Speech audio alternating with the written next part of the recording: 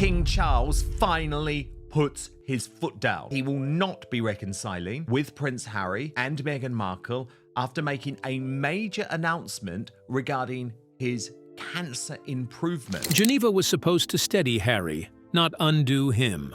Cameras caught the tears, the apology to Charles, the voice cracking as years collapsed into seconds.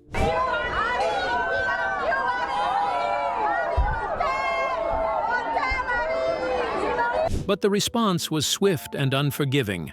Princess Anne cut through the emotion, exposing contradictions that turned sympathy into suspicion. Palace silence followed, colder than any denial, signaling that regret had arrived too late. So, was this breakdown raw remorse or a calculated play revealed in real time? Grab a seat as we break down what happened next. When silence remembered the apology, Prince Harry stepped into the Geneva Hall without escorts, without bright uniforms, without the careful rhythm that usually follows royal footsteps. The room was small, almost anonymous, tucked beside Lake Geneva, where conferences often pass unnoticed. Yet on that gray afternoon in early January 2024, every whisper felt magnified. His fingers shook around a folded sheet of paper, and before a single sentence formed, observers sensed this was not rehearsed theater, but a moment balanced between confession and consequence. He apologized first, clearly naming his father and brother, his voice steady but thin, as though each word carried both relief and risk. What followed was not gentle. Midway through his remarks, regret drifted into something sharper.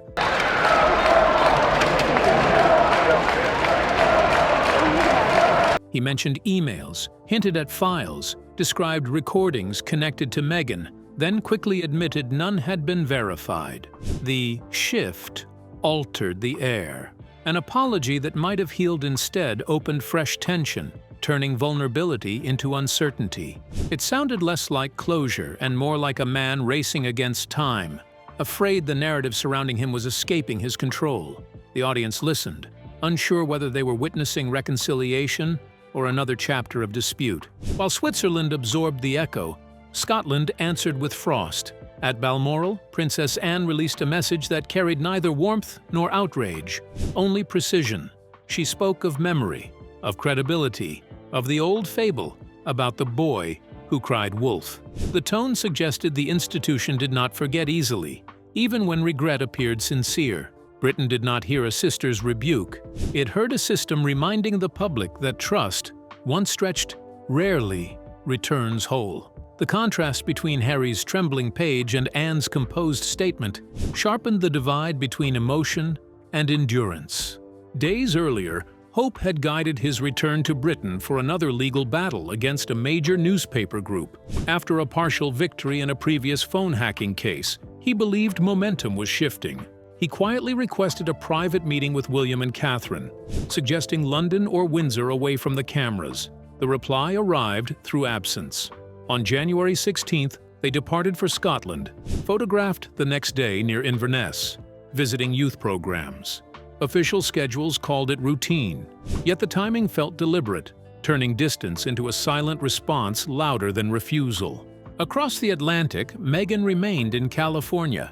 Her office cited family duties, but on January 20th, she appeared at a private wellness summit in Palo Alto, dressed in white, speaking about independence, before leaving without a ring. Social media filled the gap with speculation, linking the event to distant investors and quiet partnerships. Meanwhile, older royal whispers resurfaced, recalling Lady Arabella Montclair, a name from 2013 charity polo fields and conversations that once promised simplicity. In this swirl of apologies, memories, and strategic absences, Geneva no longer looked like a single speech, but the spark of a wider collision between a man asking to be believed and an institution trained to remember everything.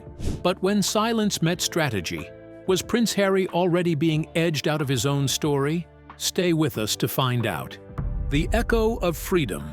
Behind glass, cameras flashed, crowds cheered, and yet Prince Harry often stood slightly to the side, smiling politely, as if he had wandered into someone else's spotlight rather than his own.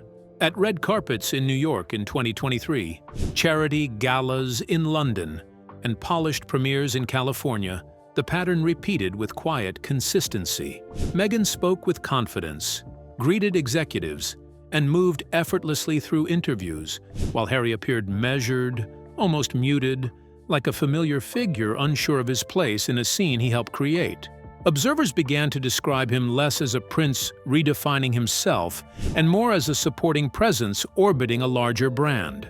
The shift was not sudden. Friends close to the couple would later suggest the transformation had been gradual, a slow trade of structure for freedom that did not unfold the way he once imagined. He had dreamed of escape from rigid protocol, of sunlit independence on the western coast of the United States, but by early 2024, that dream seemed wrapped in schedules, contracts, and carefully curated appearances. Yet his voice grew quieter, his laughter shorter, his role increasingly ceremonial. In private conversations, he reportedly confessed to feeling like a guest in his own narrative, a man who once carried a mission, now drifting between obligations shaped by optics rather than conviction. Long before those public silences, conversations within royal circles had quietly explored different possibilities. Family advisors in the mid-2000s weighed potential matches and paths, imagining futures that blended tradition with modern influence. One name from that era, Arabella Montclair, resurfaced years later in tabloid retrospectives, not as a scandal but as a contrast. By 2026, she was married to a sustainability entrepreneur and expecting another child. Her life described as peaceful, far removed from palace corridors or streaming deals. The comparison, though speculative, fed a broader narrative among commentators who framed Harry's journey as a crossroads where personal choice met institutional expectation, producing outcomes few predicted. Inside their Montecito home, the tension reportedly shifted from public image to private rhythm. Parenthood introduced a quieter set of worries, ones untouched by headlines, as their son approached his 5th birthday and their daughter remained barely 3. Harry was said to have urged a slower pace, asking for fewer trips and more predictable routines. Meghan, focused on expanding her global projects and speaking engagements, viewed the requests differently, interpreting them as resistance to the independence she had fought to secure. The disagreement was not explosive, but persistent, like two melodies refusing to blend despite sharing the same song. Whispers grew louder when luxury gifts began arriving without clear explanation. Designer bags, jewelry, and art pieces delivered by private courier. Staff reportedly labeled them promotional gestures tied to partnerships. Yet, uncertainty lingered, feeding rumors of distant investors and closed-door meetings connected to philanthropic ventures. I wanted to cover all my bases. Finally, I wrote to the soap manufacturer. None of it produced concrete proof, only a haze of speculation that followed Harry into solo charity events in Santa Barbara, where he sometimes appeared exhausted, blinking against camera lights as if the brightness itself demanded answers he did not yet possess. The life once imagined as liberation now resembled a polished exhibit, transparent yet confining, where admiration and doubt coexisted beneath the same flawless surface. So when Prince Harry's doubts collided with Meghan's ambition, which path was already closing? Keep watching to find out. The quiet undoing of a public dream. The cameras never captured the moment the decision truly formed. There was no speech, no balcony, no announcement echoing through marble halls, only a late-night document opened on a glowing laptop in Santa Barbara, the cursor blinking like a question he could no longer ignore. By the time the paperwork was submitted, the act itself was almost invisible, a private step buried beneath the noise of headlines and speculation. Yet for Prince Harry, it marked the first clear line he had drawn for himself in years. The filing lasted barely 3 days in public records before it vanished into sealed custody, leaving only whispers and a string of legal numbers behind. What followed did not resemble resolution. Mediation sessions stretched through the autumn of 2025 under the supervision of a California judge, measured conversations replacing emotional outbursts, but solving little. Insiders later described arguments that felt painfully ordinary: bedtimes, school choices, language lessons, until they circled back to the same unspoken wound: trust that had thinned beyond repair. Harry's voice, once confident in interviews and speeches, grew scarce. Meghan, meanwhile, advanced her independent narrative with polished precision. Providing them with access to education is the key to economic and social development. Releasing solo statements and carefully managed appearances that framed reinvention as strength rather than separation. The contrast sharpened the sense that they were no longer building the same future, only sharing its facade. Outside the family sphere, the ventures meant to symbolize freedom began to falter. A streaming partnership stalled as executives quietly questioned depth and direction. A podcast series ended after a single season despite early fanfare. Even their philanthropic foundation, once praised as a modern beacon of service, reportedly faced administrative reviews that cooled donor enthusiasm. The empire imagined beyond palace gates seemed less like a rising enterprise and more like a structure, losing its scaffolding piece by piece. In one brief audio moment released to the public, Harry spoke a line that listeners dissected endlessly. Sometimes the person you give everything to believes they created you. The sentence floated without context, heavy with implication, interpreted differently by every ear that heard it. Then came a gesture no strategist predicted. On January 23, 2026, through legal representatives in Santa Barbara County, Harry formally relinquished his California residency and announced a relocation beyond standard institutional ties. The move carried little political weight to do some form of therapy, or at least be able to talk more about, but immense symbolism. Financial adjustments followed quietly. Staff contracts concluded, vehicles returned, accounts reorganized with methodical precision. Observers described it not as downsizing, but as detachment, a deliberate trimming of connections to a lifestyle he now viewed as constructed rather than lived. The absence of spectacle made the shift more striking. There were no farewell interviews, no televised explanations, only paperwork and silence. Within days, he was reportedly settled in a modest leased residence in Hampshire, far removed from coastal estates and curated gardens. No visible security teams lingered outside, no entourage filtered visitors, no press releases announced arrival. A handwritten note left for a former staff member spoke of losing oneself and finding a reason to begin again. Words simple enough to feel genuine, yet ambiguous enough to invite endless interpretation. The public dream that once glittered across continents did not explode or collapse. It thinned, unraveled softly, as fabric pulled apart thread by thread, leaving behind questions louder than any declaration. So, what pushed Prince Harry from quiet detachment to that Geneva podium? Stay with us to find out. Echoes beneath the crown. The night air in Geneva felt unusually sharp as Prince Harry stepped toward a modest podium with nothing but a folded sheet of paper and unsteady hands, a sight that contrasted sharply with the grand stages he once knew. Few expected anything remarkable from a small media ethics forum, yet within minutes his quiet apology to his father, his brother, and the institution he had left began traveling across continents faster than any royal proclamation. What startled listeners was not only the admission of regret, but the sudden turn that followed. It happened a few weeks ago, earlier this month, here at our cottage. When he referenced unverified emails, whispered deals, and private recordings tied to Meghan, transforming a fragile confession into a storm of doubt that no prepared advisor could have softened. Days later, far from Switzerland's conference halls, a different message emerged under grey Scottish skies near Perth. Princess Anne, standing outside a youth equestrian centre, spoke briefly when questioned, her tone calm and measured rather than emotional. She invoked the old story of the shepherd boy who cried wolf, a metaphor delivered without names yet understood instantly across Britain.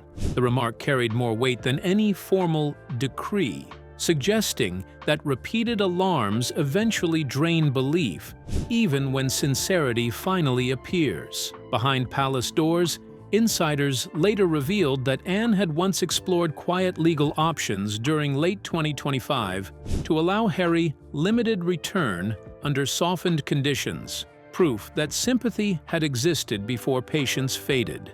The contrast between public silence and private deliberation exposed the monarchy's deeper instinct. I can say safely so from my experience and all the travelling that I've done. Preservation over reconciliation. While no official statements followed Harry's speech, the absence itself felt deliberate. Those close to the royal circle noted that institutions rarely respond to emotion with emotion. They answer uncertainty with distance. As Charles gradually shifted responsibilities toward William and Catherine, and as the newly formed Royal Legacy Trust placed them at its center, the direction of the crown became clearer.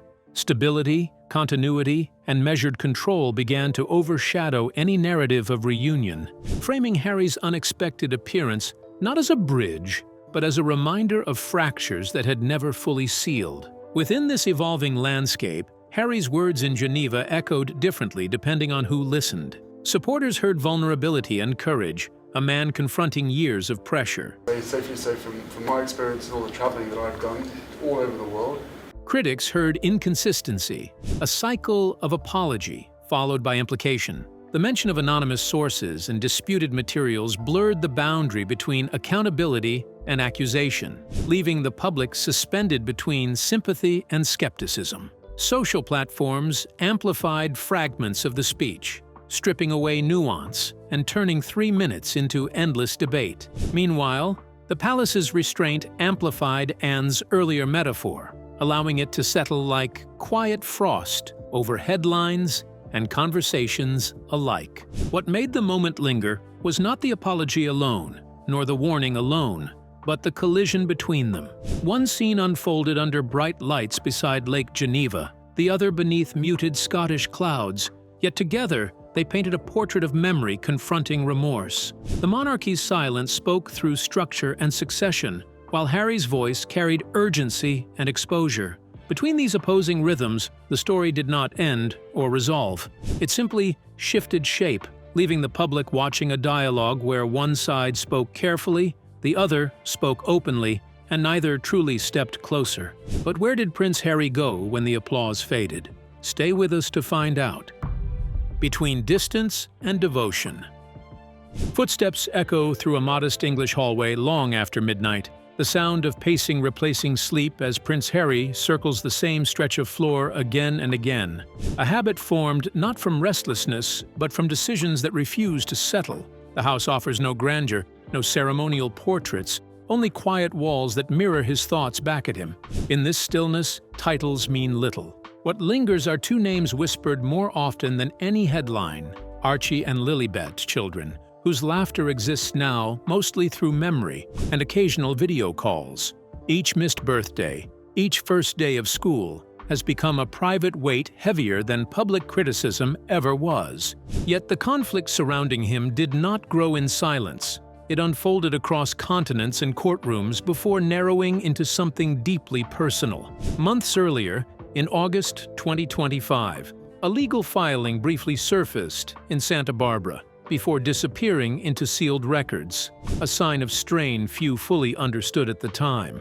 Mediation followed through the autumn, with measured sessions intended to prevent a prolonged custody battle. Harry proposed a life split between Britain and the United States, imagining holidays under English skies and school terms near California's coast. Meghan firmly rejected the idea, describing the past as a burden she refused to pass on. The negotiations, presided over by a California judge, ended without resolution, leaving only temporary arrangements and a condition that any return to the United Kingdom would require her written approval, a document that never arrived.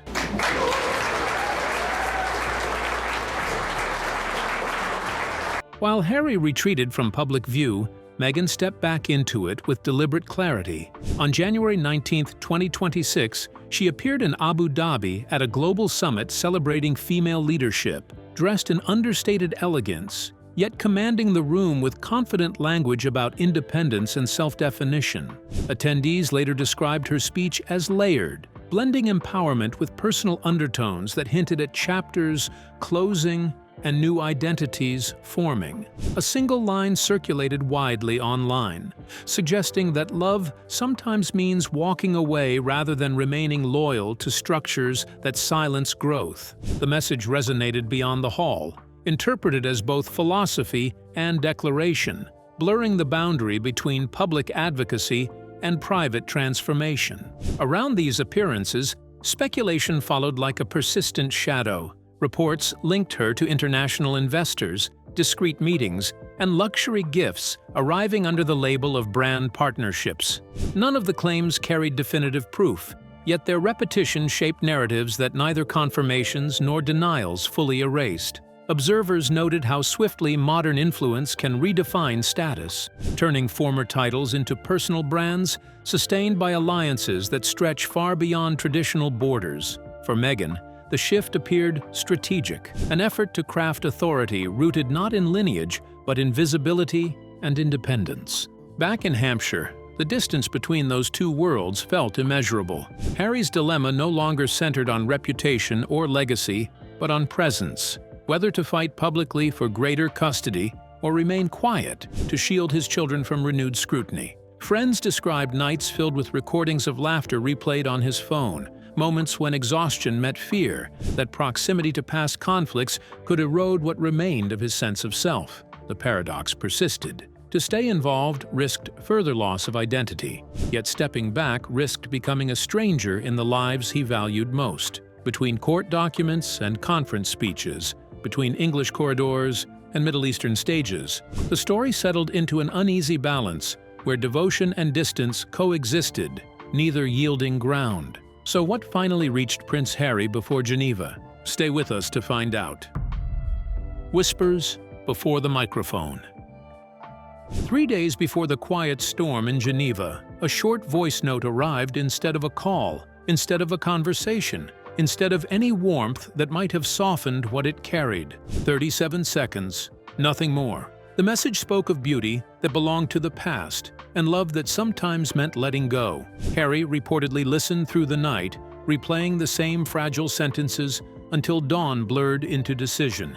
By morning, bags were packed, not with anger, but with a strange calm that comes when a path finally feels unavoidable. What followed was not dramatic in appearance, yet it marked the beginning of a shift that would echo far beyond private rooms. While the world would later focus on his appearance in Switzerland, another story was unfolding quietly behind palace doors. Princess Anne, often described as practical rather than sentimental, had already extended limited logistical support earlier that January. Her outreach did not promise restoration or privilege. It offered only structured access to his children within protected spaces, possibly in rural Gloucestershire or near Balmoral. The distinction was deliberate.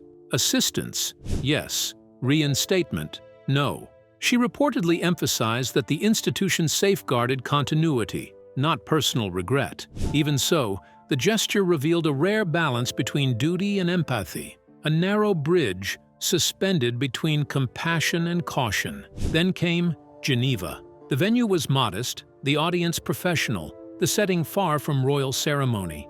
Harry arrived without aides, without polished scripts, carrying only handwritten notes and visible tension. His apology opened the room, but it was the revelation that followed which fractured the calm.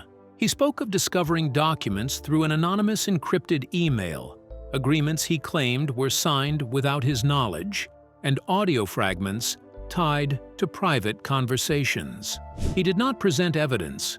He described its existence, and that distinction turned sincerity into controversy. Within minutes, sympathy and suspicion spread together, each listener choosing which version to believe.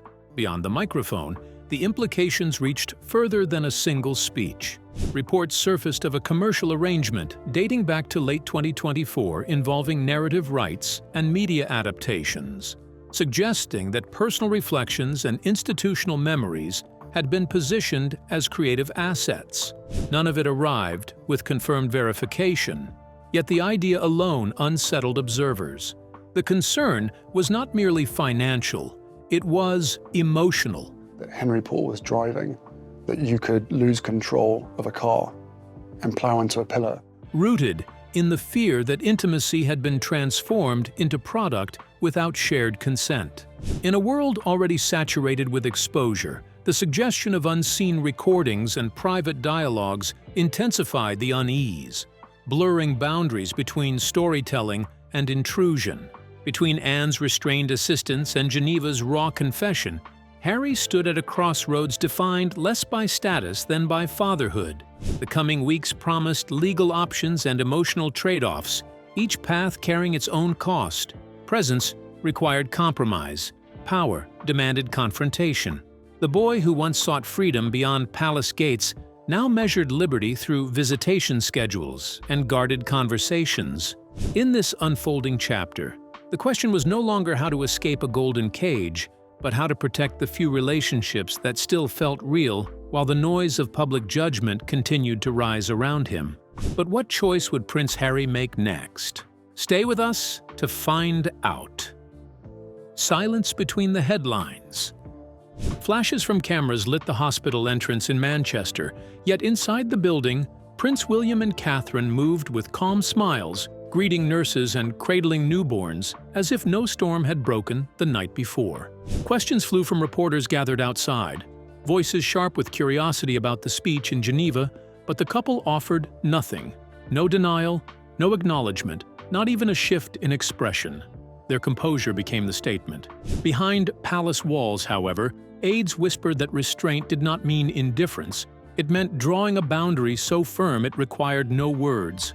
Only hours earlier, fragments of audio had begun circulating online, recordings whose authenticity remained uncertain, yet whose tone unsettled many listeners. One voice sounded weary rather than angry, cautioning that certain conversations should not continue while children were nearby. Another clip hinted at frustration with royal expectations and the relentless shaping of public image.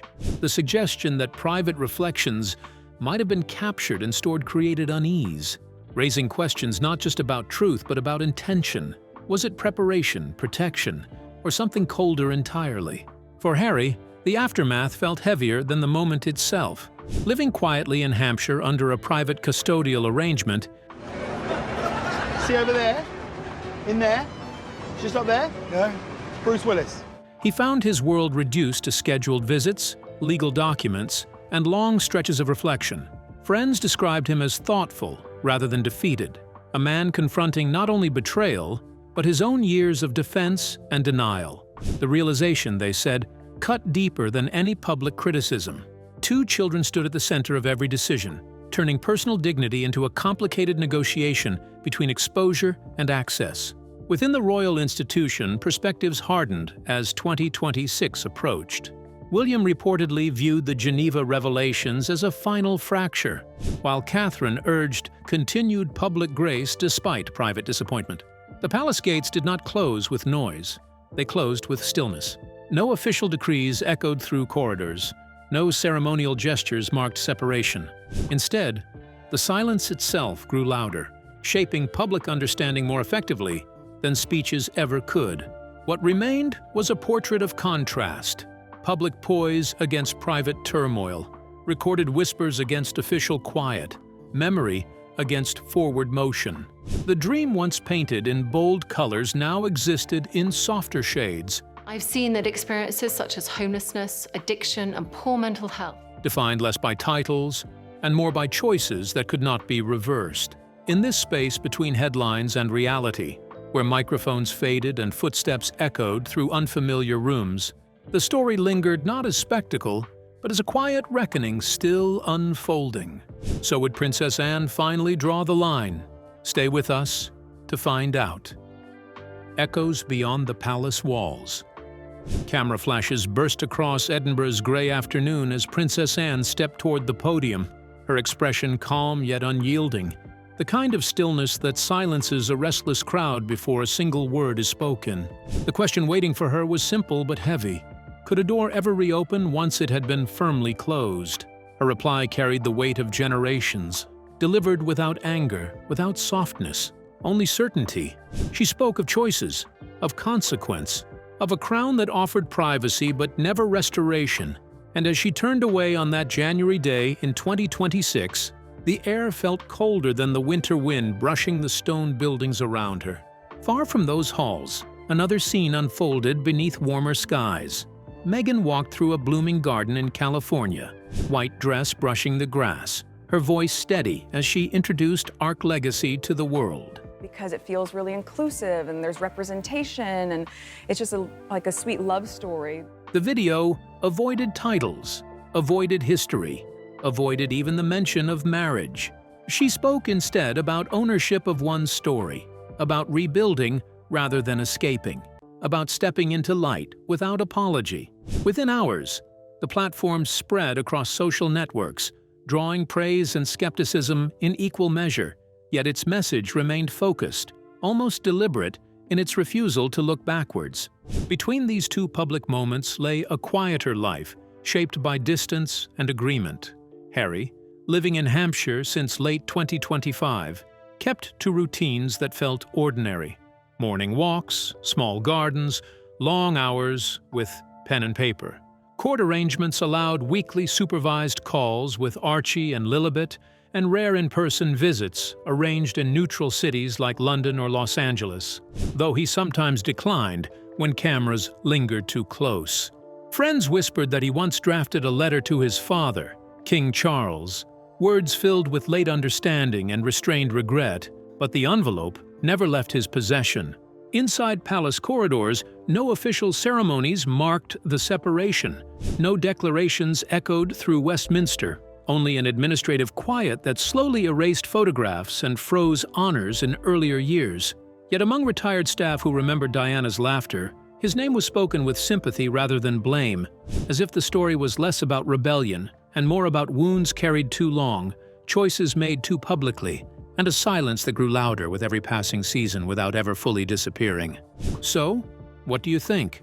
Did Anne's unyielding words signal finality, while Meghan's reinvention and Harry's quiet exile reveal the true cost of royal choices? We'd like to hear your thoughts in the comments. Also, don't forget to like, share, and subscribe.